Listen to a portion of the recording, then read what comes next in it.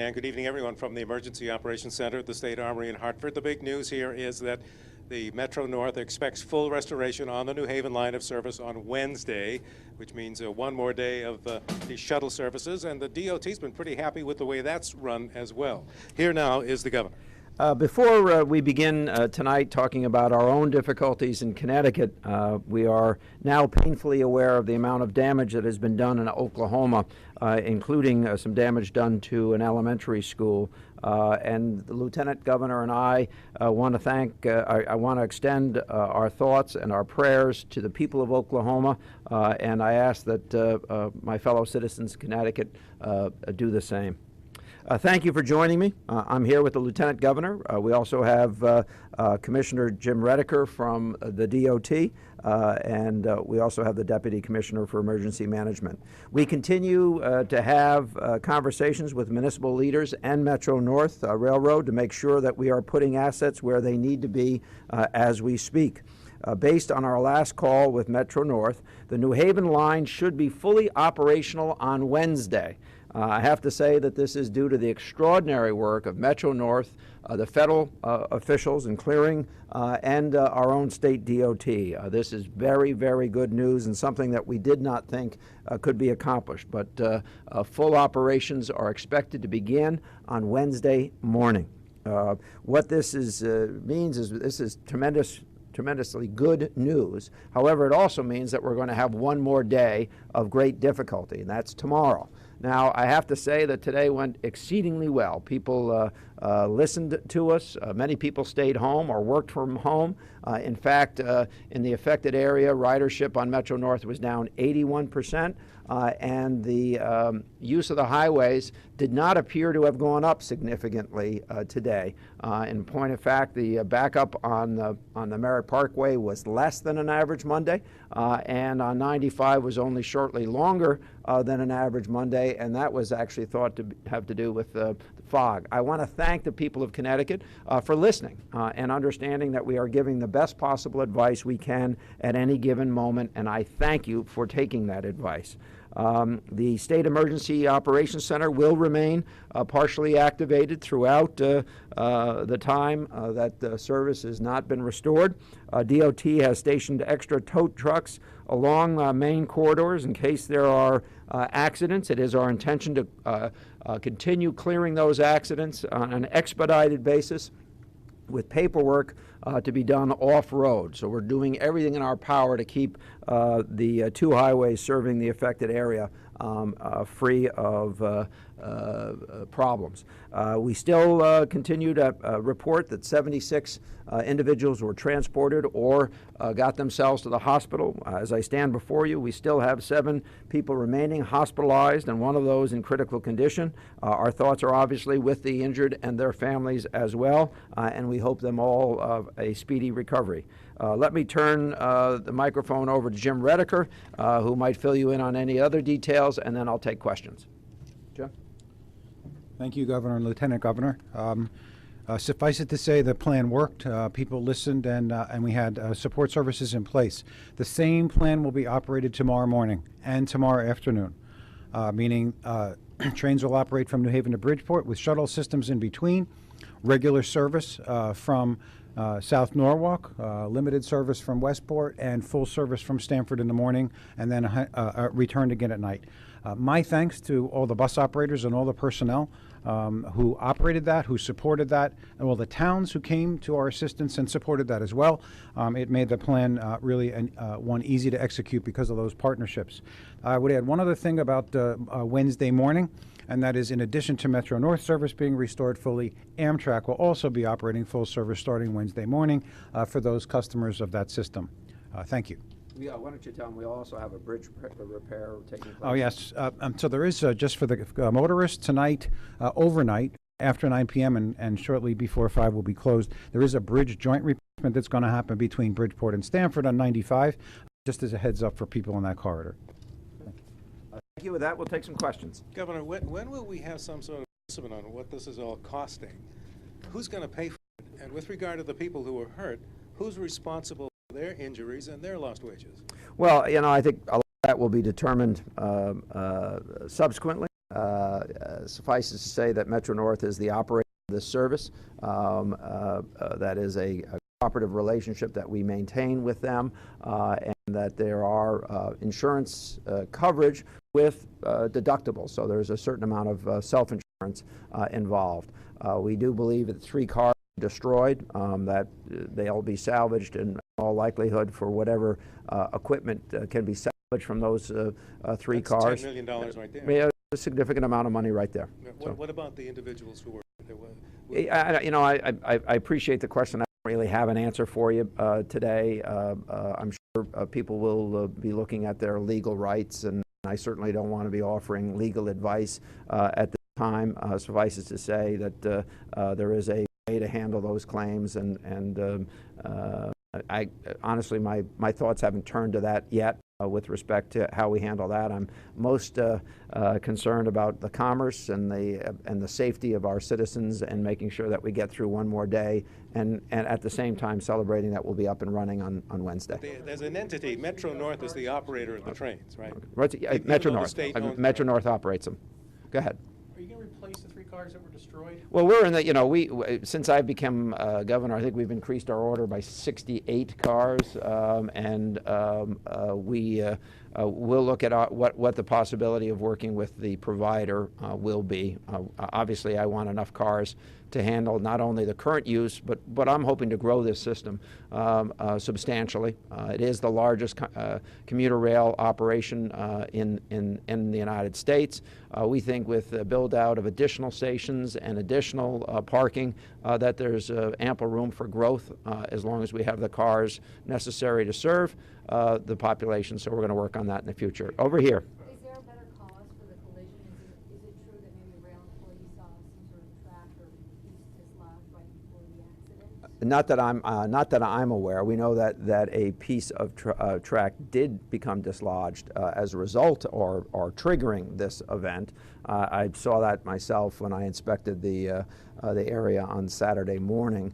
And I think we're just ultimately going to have to wait for the federal authorities to conclude their investigation. They have interviewed a large number of people. All of the employees that had any information have been asked to come forward and have given statements. And quite frankly, the federal authorities are very happy with the level of cooperation that they've received. That's why they were able to turn the site over to us much earlier than we thought. That's why we're going to be able to be up and running on Wednesday. The other cars that were involved that were not destroyed, can they be returned to service soon? Do they have to be inspected? Or? Every piece of equipment and the line itself is being inspected as we speak.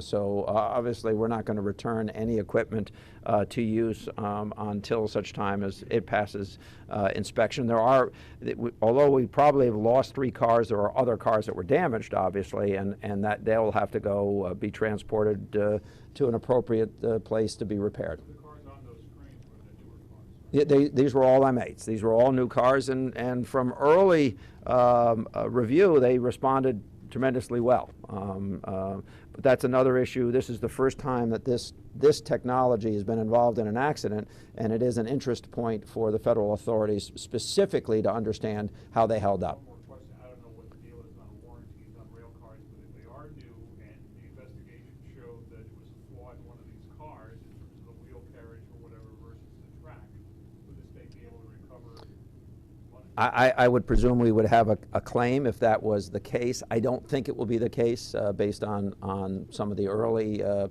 examination of the evidence, but clearly we reserve all our rights, just as I'm sure everyone reserves their rights. Governor, can I ask the Commissioner, how much safer are these cars compared to the old ones on the line? Well, these are the first cars in the country manufactured to a new safety standard, which is for crash worthiness and protection. So as the governor said, this is a point of interest to the federal agencies looking into the incident, but we're certainly curious and waiting the outcomes to see just how they did perform and what test results come back. But they obviously seem to withstand terrific impact and did that and protected customers. I can't answer the question, are they that much safer? But it is a new safety standard, first time they've been involved in an accident, so a good part of the investigation will be around this new design, this new safety standard, and how well the cars performed. Does it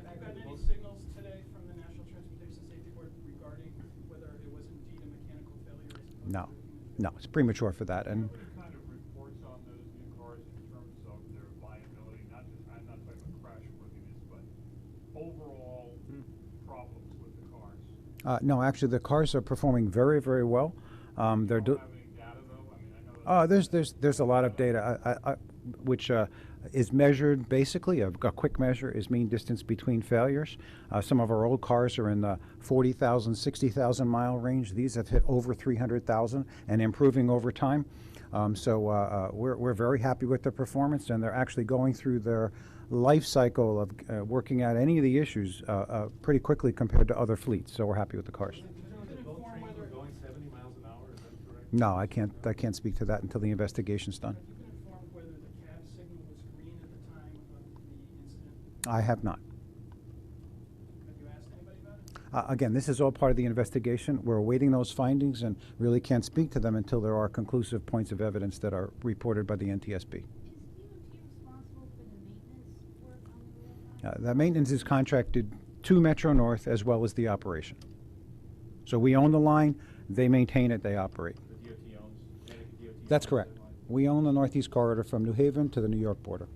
Can you tell us when that section of track had last been worked on? I do not know. Different parts of this section are always worked on. They're inspected on a regular basis. Every inspection that finds anything gets repaired. That's just a normal protocol, but I don't know the specifics in this section. Again, that's part of the investigation. But Metro North is responsible for that, not DOT? That's correct. We oversee their performance, but they do the work for us. So the state contracts them, Connecticut owns the railway, but the state contracts with them to maintain and operate the track. That's correct. So they pay for the tracks. And they No, no, take no, care no. of them. No. We pay them to take care of our tracks. We pay them to run trains that we bought and they bought, and staff them and crew them and clean them. They're our operator. If you just think of that, they're our operator, and What we're getting at though is who is responsible for spending money to maintain the track? they are, and we're responsible for reimbursing them. Okay? So they tell you that this needs to be done and you pay them. Well, no, actually what they do is they do it, and they pay us, and then they give us the bill. Safety comes first. As you know, this is the first incident of this nature in a very, very, very long time. That's why we're taking every precaution to make sure that the system is ready to run on Wednesday, and that special equipment has been brought in to actually run up and down the rest of the line just to check it for safety and any other difficulties. We take this very seriously. We reached out to, the Metro North reached out to its other partners and brought in the kind of equipment necessary to get this job done. It really is an extraordinary. I don't think anything's been ruled out because it's an investigation, but the FBI's initial review, which they indicated and said we could repeat, there was no reason to believe that this was terrorism or criminal behavior. Criminal behavior would be, what you're describing would be criminal behavior. It's not a total elimination, but they've indicated that this appears to be a physical thing as opposed to an operator's error or anything else. But that's preliminary, and this has got a long, long way to go. What we're in business to do right now is to make sure that we can get people in and out of the corridor tomorrow. We have one more day to go, by all appearances. If people cooperate tomorrow to the extent they did today, we're going to have another great day tomorrow.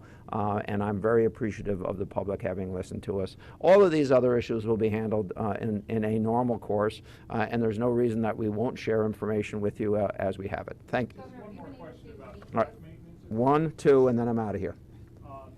If you said, it's not various things, could someone accuse you, or not putting it on you, but the state in general, of fiscal negligence in terms of maybe not committing enough money to rail No. repair, that kind of thing? No.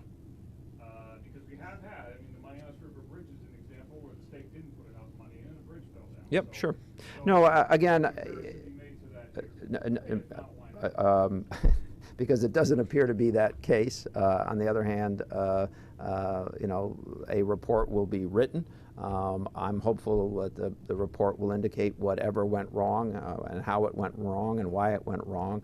But this is the largest commuter line in the United States, single line. It has performed amazingly well, and I have, during the time, we were slow to order new cars in this state, not me, but the state itself. But it doesn't appear to be a car mechanical problem. It appears to be a rail problem, and we'll just have to cross that bridge when we get to a conclusion. Last question, then we're done. Have you met with or spoken to any of the injured for additional information today? Have I personally? No. I was at the hospital. I was at both hospitals on Friday evening. Visited with a number of the individuals who were at the hospital, as well as had the opportunity to thank the crews at the hospital, at each hospital. Actually, they stayed over. They kept elongated hours. They really operated in a magnificent fashion, as did the first responders from both Fairfield and Bridgeport. I have a great appreciation for the amount of work that has been ongoing and was accomplished that night and since, and the level of cooperation. We've done a series of these phone conferences with the municipalities affected, and really the system is working. And perhaps the system is working so well because we're very well practiced at it, but it's working. So thank you all very much.